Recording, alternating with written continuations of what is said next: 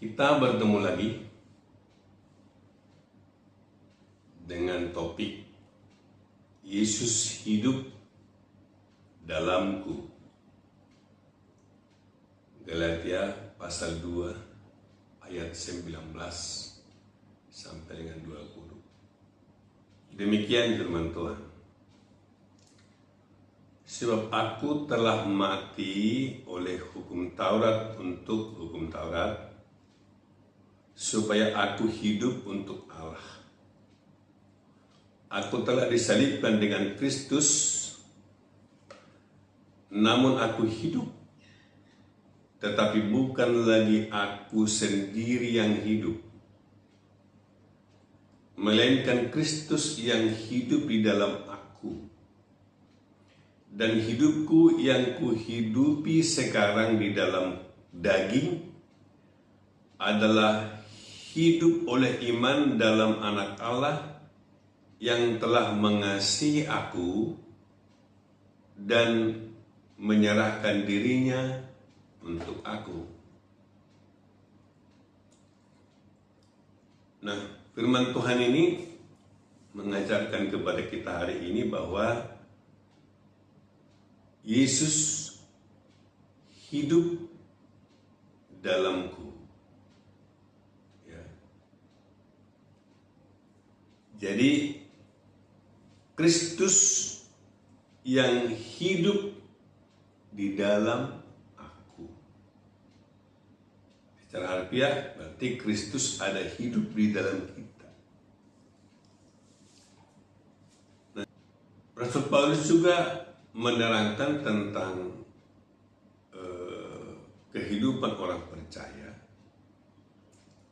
bahwa kita telah dikuburkan bersama-sama dengan Yesus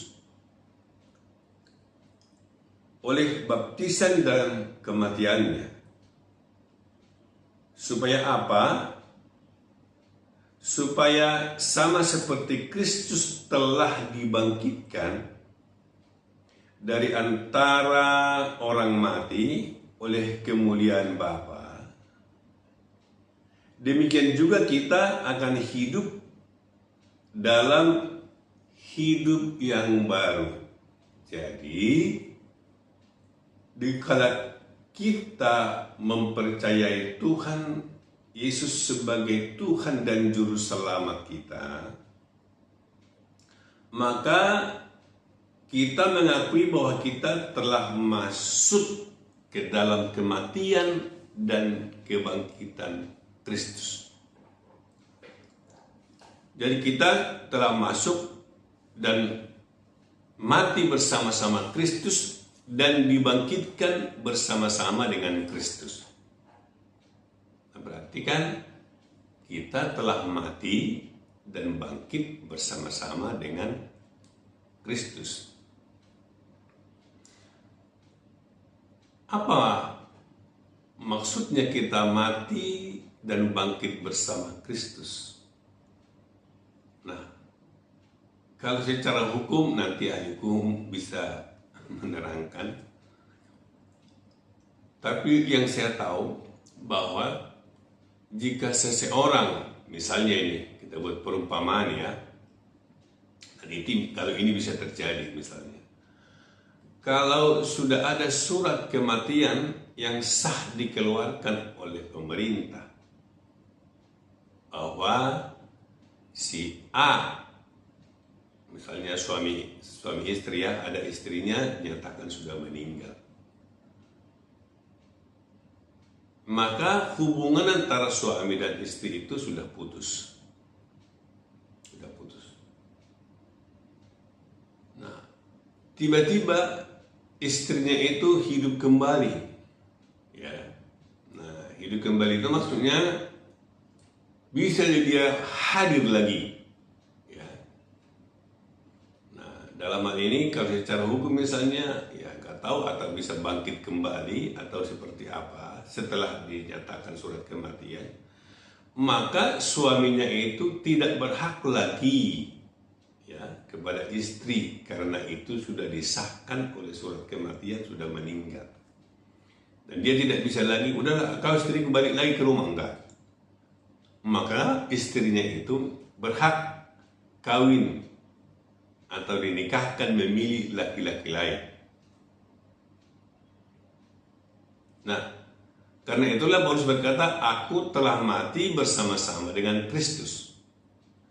Lalu di ayat 2 Korintus pasal 11 ayatnya yang kedua dikatakan, sebab aku cemburu kepada kamu dengan cemburu ilahi, karena aku telah mempertunangkan kamu kepada satu laki-laki untuk membawa kamu sebagai perawan suci kepada Kristus.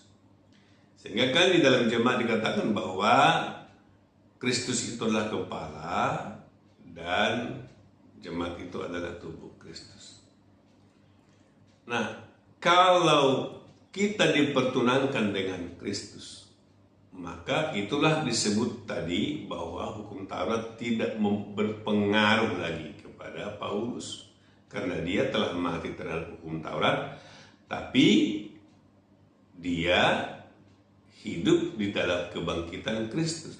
Makanya dia sebut bahwa hidup yang kuhidupi sekarang ini adalah hidup, ya. Namun aku hidup, tetapi bukan lagi aku sendiri yang hidup, melainkan Kristus yang hidup di dalam aku. Nah, jadi kita harus memandangnya seperti itu. Kita hidup, kita telah mati dan dibangkitkan, maka kita dipertunangkan kepada seorang laki-laki, maka kita hidup bersama dia. Sehingga hidup yang dihidupi Rasul Paulus katanya, hidup karena Kristus hidup di dalam dia. Nah, saudara yang dikasih oleh Tuhan, kalau kita bandingkan dengan juga Efesus pasal 5 ayat 18 katanya begini, dan janganlah kamu mabuk oleh anggur, karena anggur menimbulkan hawa nafsu, tetapi hendaklah kamu penuh dengan roh. Jadi disejajarkan mabuk anggur dengan penuh dengan roh. Artinya bahwa yang mengontrol kehidupannya, ya, kalau orang yang mabuk, maka kalau orang Batak dia tuak itu akan mengontrol. Sehingga ada pernah seorang bertelepon dengan saya, karena saya lihat dia udah nggak jelas lagi. Saya bilang, kamu udah minum tuak kau rupanya. Jadi udah susah, karena pengaruh minuman alkohol itulah yang mengontrol dia. Nah, demikianlah disejajarkan juga atau diparalelkan dengan penuh dengan roh. Maka roh itulah yang mengontrol kehidupan kita. Kira-kira begitu. Jadi kita bukan misalnya jadi dualisme, ada Kristus, ada kita, bukan. Jadi maksudnya hidup yang kita hidupi ini adalah hidup di bawah kontrol dari pikiran dan perasaan yang terdapat dalam Kristus Yesus. Sehingga kalau kita menyadari ini setiap hari, maka kita tahu bahwa kalau kita pun hidup karena Kristus hidup di dalam kita. Biarlah firman ini mengingatkan kita kembali, sehingga dikala kita melangkah, dikala kita berbicara, ya, saya akan kembali kepada ayat kesenangan saya. Apapun yang kamu perbuat, perbuatlah semuanya itu seperti untuk Tuhan, bukan kepada manusia. Dan di ayat 17, ya, dan Kolose dikatakan bahwa apapun yang kamu perbuat, baik melalui perkataan dan perbuatan, lakukanlah semuanya itu di dalam nama Tuhan Yesus. Karena apa? Karena memang Yesuslah yang hidup di dalam kita. Terima kasih. Tuhan Yesus memberkati. Dan coba dengarkan dulu lagu berikut ini.